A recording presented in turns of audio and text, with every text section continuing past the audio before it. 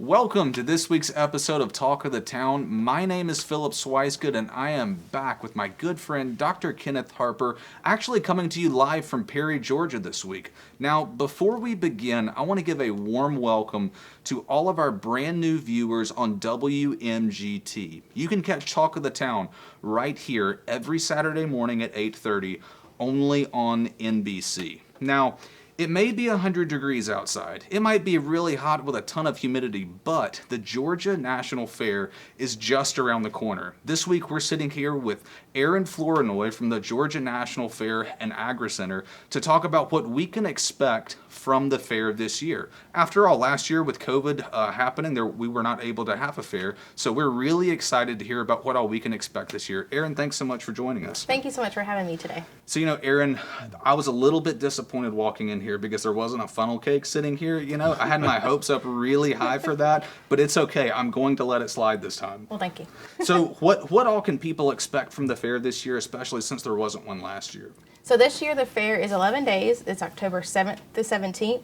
We're going to have all of your favorites such as the fair food, entertainment. We're going to have free concerts this year, and we also have arts and crafts exhibits as well. Now, Dr. Harper, you've been coming to the fair for a while. I've got to ask, what is your favorite fair food? If you could only pick one, what do you think it'd be? Well, it'd probably be the funnel cakes, although the Granny's apple dumplings are in my family are kind of popular. So, and then there are a lot of different things, aren't there? What's your favorite? I love the mini donuts. Those are my favorite, and so those are delicious. They come with their cinnamon flavor.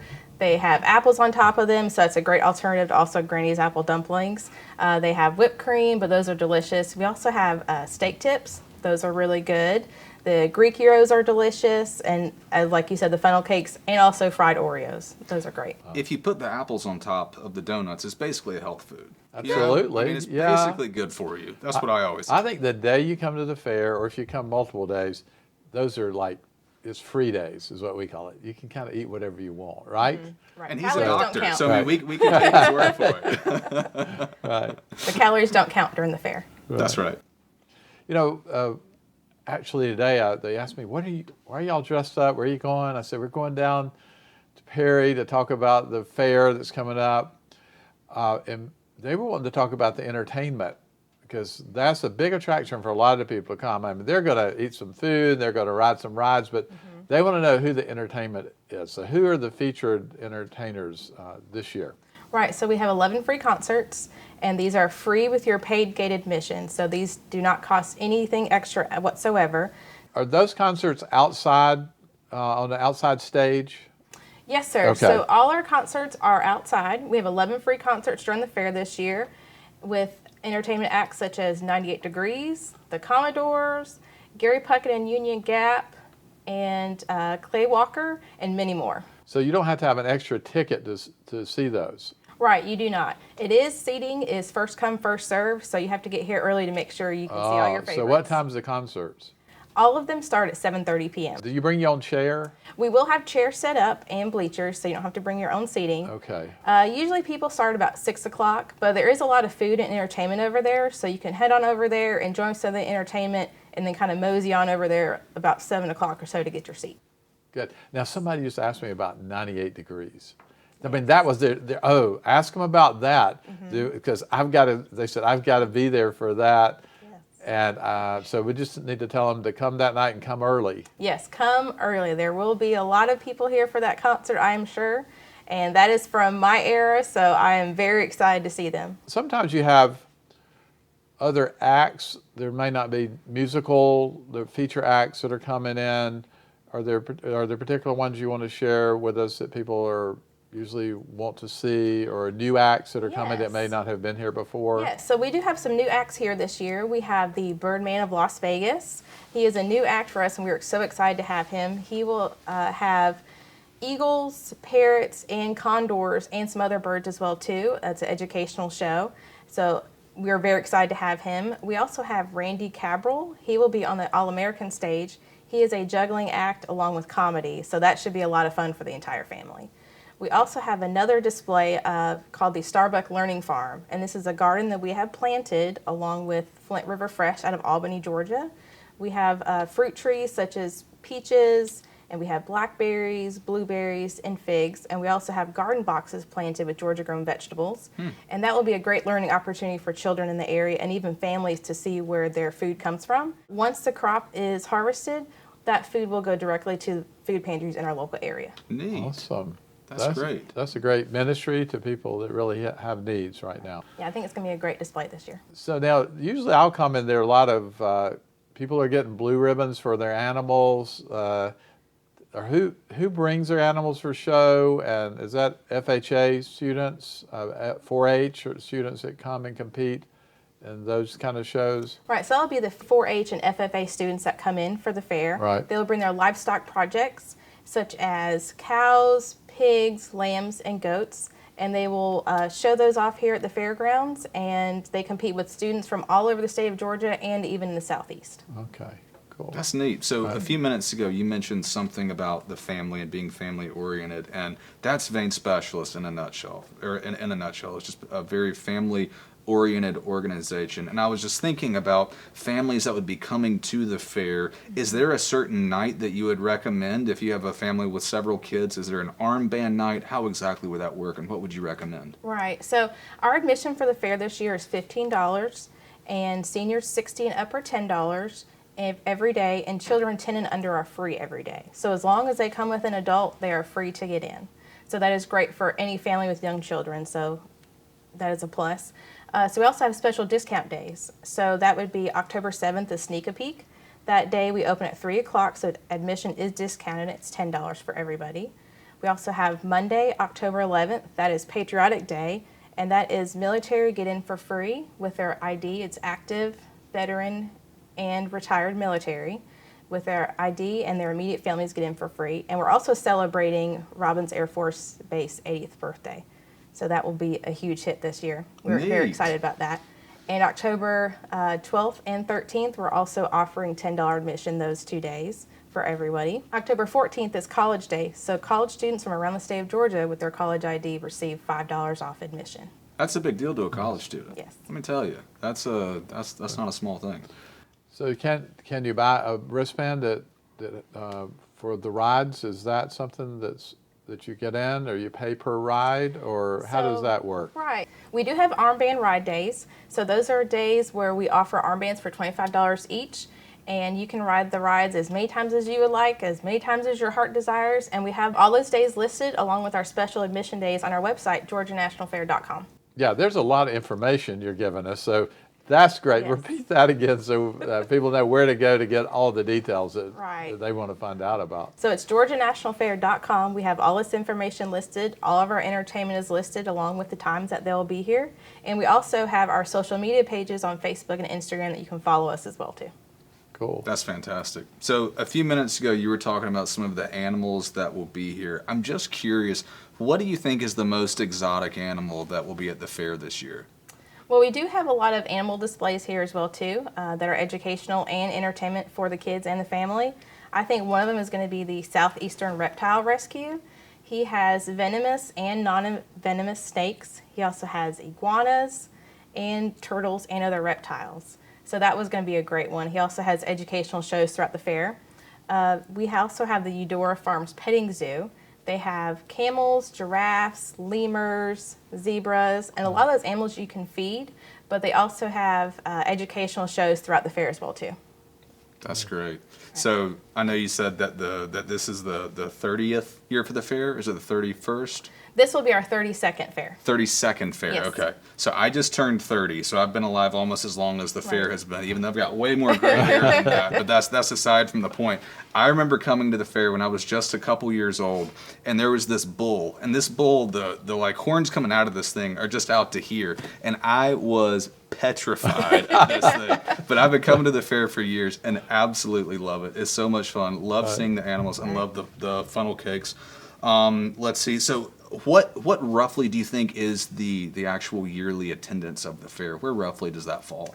For the fair, we usually average about over 565,000 attendees for the fair. Wow.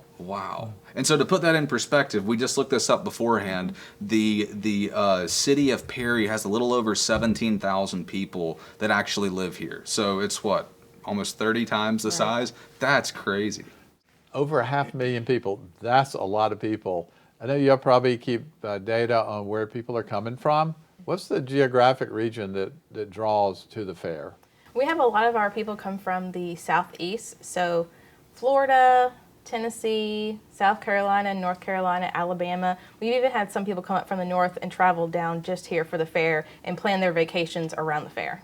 Wow, that's pretty cool. So what, do you have an idea of the economic impact for the Middle Georgia region of the fair?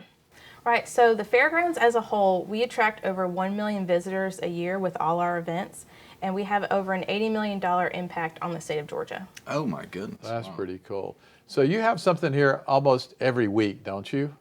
Yes, sir, just about every day of the year we have an event here. So what's here today? Right now we have a dog show that will start this weekend. We also have Tykes, Tots, and Teens consignment sale where you can buy clothes for babies, young children, maternity clothes, toys, and then we also have a horse show that's coming in this weekend as well too. So if you sign up or are a fan of on the Facebook social media page or on the website, you get alerts about what's there that week, and so you can know. Right, we have our calendar of events that we keep up to date throughout the year. That's at gnfa.com. And you can just Google Georgia National Fairgrounds and Agricenter. We have our calendar, and we also have our Georgia National Fairgrounds app as well too. Erin, you mentioned this is the 32nd year of the fair. I can remember when it was announced that this space was being developed. What year did they break ground on development of the site, and what year did it open? They broke ground in November of 1987, and the first fair was in October of 1990. Is this facility owned by the state of Georgia? Yes, it is. We are Okay. a state-run facility. And they appoint board members to help oversee it? Yes, we have 9 board members. Okay, and they're from all over Georgia? Yes. But you have some people that work here on site, right? We do. We have about 70 to 75 employees right now. Right. And for the fair, we normally hire at least 100 employees to help us run the fair in different departments. So it looks like a large facility. How many acres is it? Over 1,100 acres. Oh my goodness. Wow. And how much of that is parking? I'm just curious. About 5 acres. It does kind of feel that way sometimes. You know, It does, yes. you hear that we're at 500,000 people or 750,000 people will be here, but the parking is so efficient. It is. It I really mean, is. You For worry that about many that. people. They're grass fields. It's not dirty and dusty. Right. They pick you up in a wagon and bring you up, so you don't have to walk so far. There are handicapped places closer Yes. for people that are handicapped. It is very user friendly. Yes. So now, what's the Reeves Arena? Yes. What's the capacity of that arena for shows and that kind of thing? So when during the rodeo, we have about 5,000 people that we can seat in that arena. When there's not a dirt floor, we seat over 8,000. So are there any entertainment events in there this year during the fair? We have organizations in Reeves Arena that hold their conferences during the fair, such as FBLA and FFA, and they will be in there. And we also have a couple variety shows as well too from 4-H. Okay.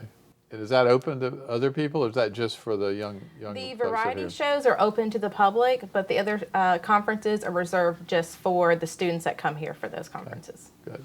So I'm curious, Erin, can you tell us about the Georgia Junior Livestock Ambassador Program, what that is? Yes, so it's a program we started in 2018.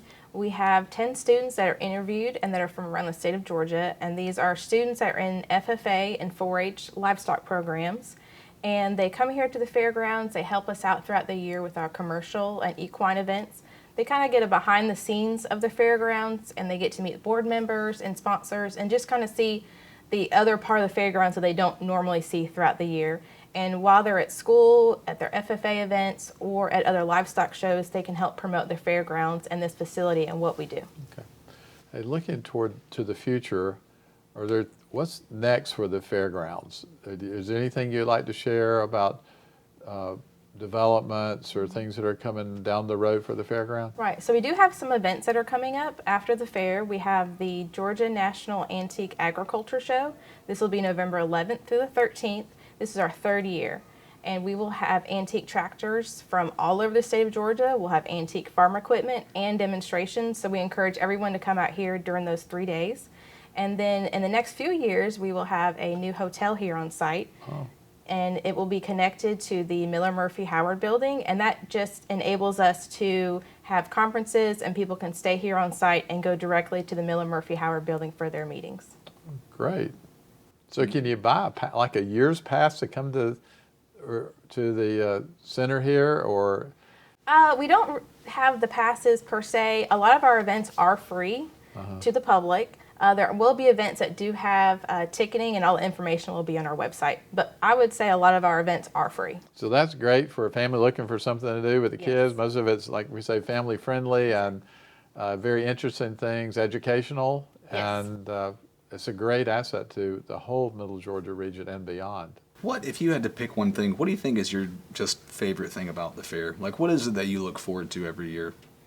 I really enjoy the entertainment. Really? I enjoy seeing the different shows. There's a few that are my favorites, such as Tammy Barton. She is a hypnotist. She has been here for a very long time, and she is so much fun to watch. The things that she makes people do when they're hypnotized is just hilarious. Hey, would you go up there and let her hypnotize you? Probably not. But you also have to be very calm and take it in too. Yeah. And there are some people that I've seen on there that she can just tell that they're not hypnotized. So, she's a really fun show to watch. The other show that I really like is the Nerveless Knox ski show.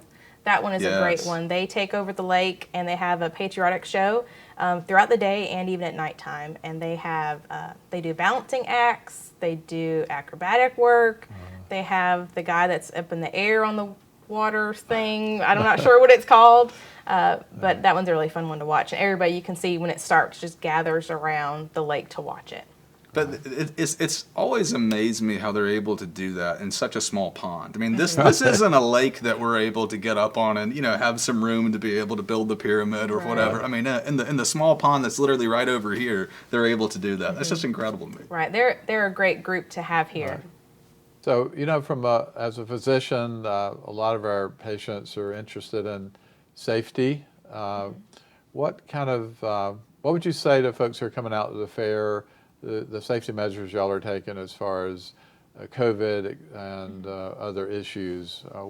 What's the story about that?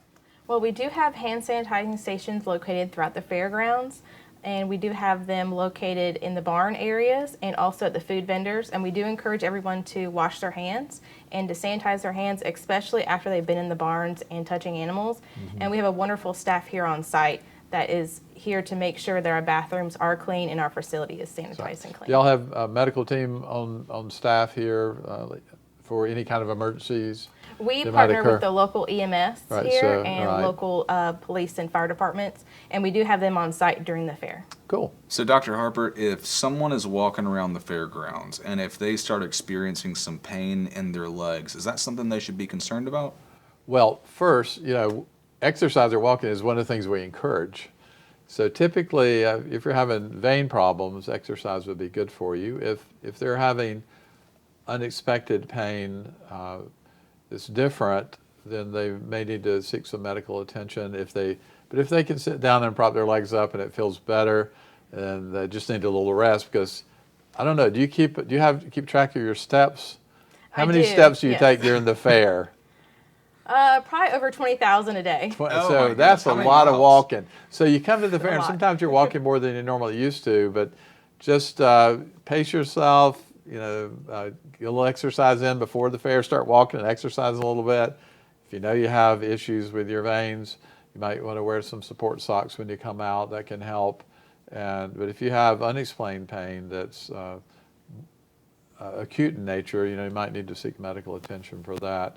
Make sure it's nothing serious. Gotcha. As a medical professional, can we finally designate funnel cakes as a health food just for the 11 days of the fair? I think that we'll declare that for the 11 days of the fair this year. Funnel cakes are health food.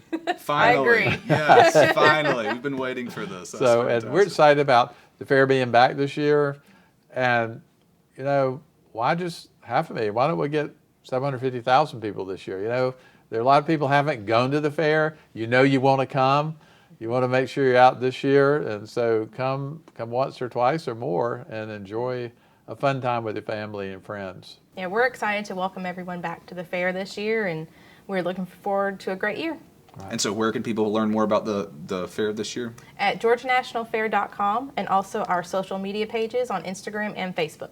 Wonderful. Erin, you've been fantastic. Thanks so much for joining us and just catching us up to speed on what's going to happen this year at the fair. All right, well, thank you for having me. Absolutely. So if you see Erin, make sure and tell her hello. Now you know you haven't given a face with a name. You'll probably see her out at the fair this year. Yes, sir.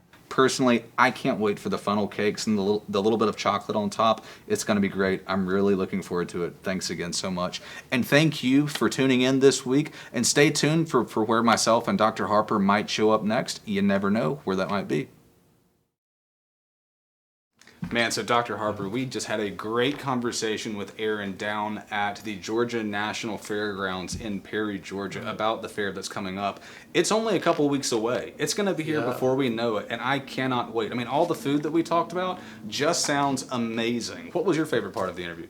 You know, thinking about the apple dumplings that are going to be coming back. They've been going for a couple of years, and all the entertainment. This year it's all free, and you kind of first come first serve. So check out the artists and make sure and be there early so you get a spot.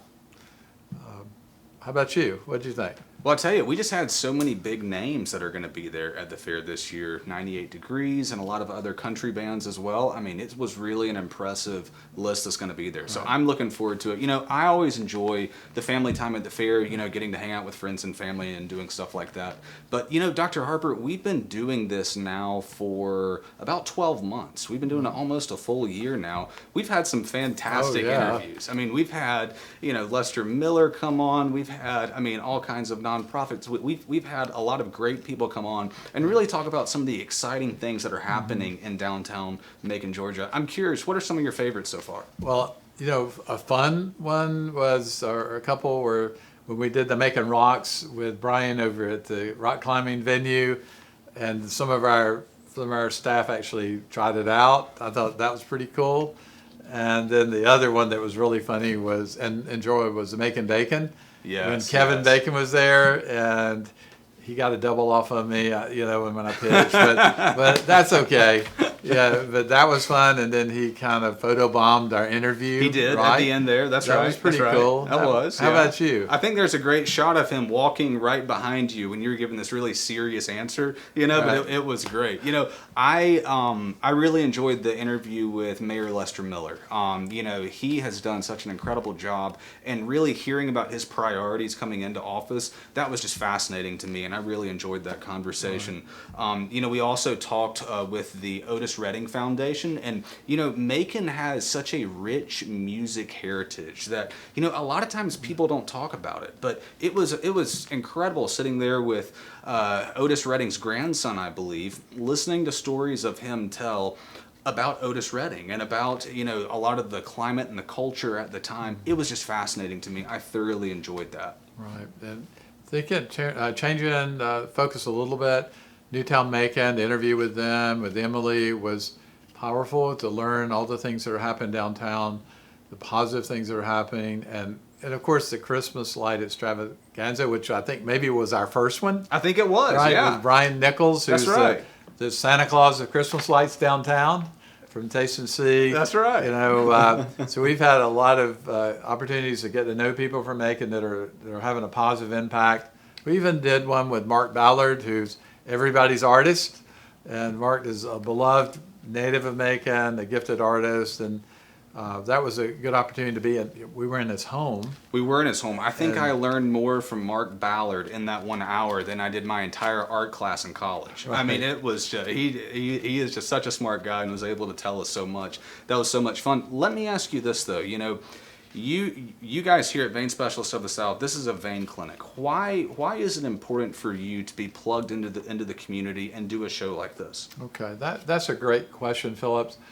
My wife and I chose to live in Macon after finishing my residency, and we feel like we really call this as a place where we should be, and that's been a good while. And we've been very blessed and successful in our endeavors. A lot of that's to do with the community support that we've had. And I feel like when you're blessed, you should be willing to give back to the community that has supported you. And There are a lot of great opportunities in Macon to support not-for-profits or other people that are doing great things that are making a difference in Macon.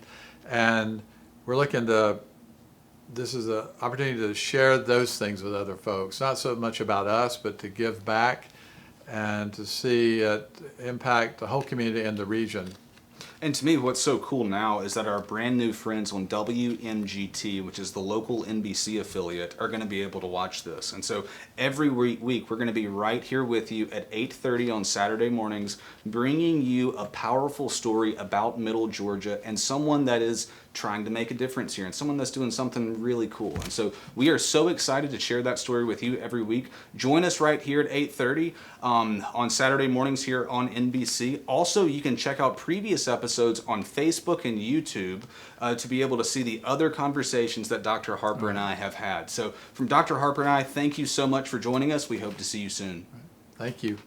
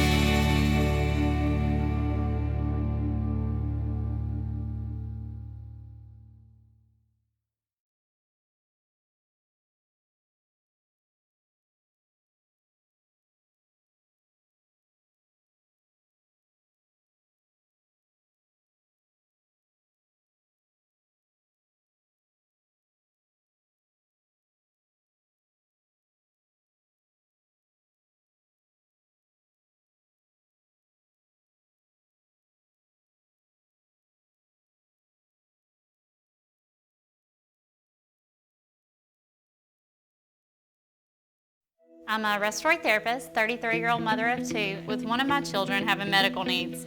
I enjoy being outside with my family, and I enjoy riding horses as one of my personal pastimes. After having two children, my varicose veins were really painful, and I knew I needed help in order to keep up with my busy lifestyle. That's when I reached out to the only accredited vein center in Central Georgia, Vein Specialists of the South. Meeting with the VSS team, they listened to my concerns and developed a treatment plan perfect for me and my hectic schedule. During my procedure, I could tell the staff truly cared about me and what they do. The procedure was really quick. They put on my favorite music and made me feel completely comfortable the entire time. Recovery was easy, and I was glad I didn't wait. And most of all, it was covered by my insurance. Now, there's nothing stopping this mommy from living her best life. If you need vein care, I encourage you to call Vein Specialists of the South today.